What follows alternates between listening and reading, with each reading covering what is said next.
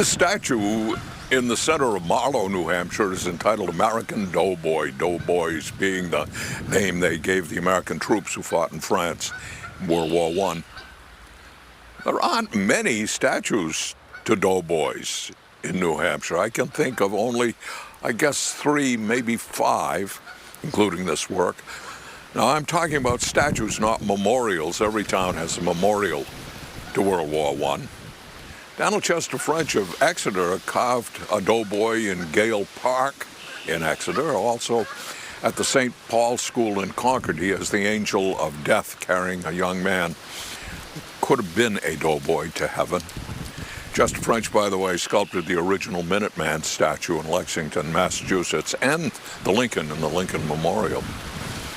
Jaffrey, New Hampshire has a granite sculpture of a wounded doughboy being carried from the battlefield. The work's entitled Buddies.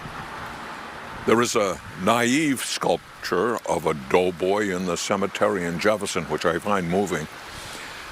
And there is a bas-relief of Christus Calavas in Calavas Park in Manchester. He was the first Greek-American from Manchester to die in combat during the war. It's a bas-relief. And here in Marlow, New Hampshire, we have this tribute. It was a gift from Agnes Grant Phelps, who in 1927 left $1,900.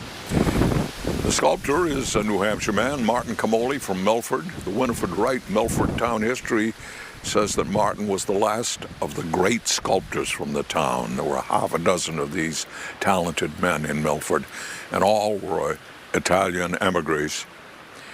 Martin himself was born in Italy in 1887.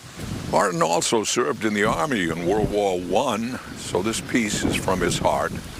Martin Camoli carved 3 of the same design, by the way. The other 2, one is in North Chelmsford and the other in Lowell, Massachusetts. Inscribed on the Marlow piece here are the names of the 8 men who served in the war that came from this town. Lovely piece of work. I think you agree.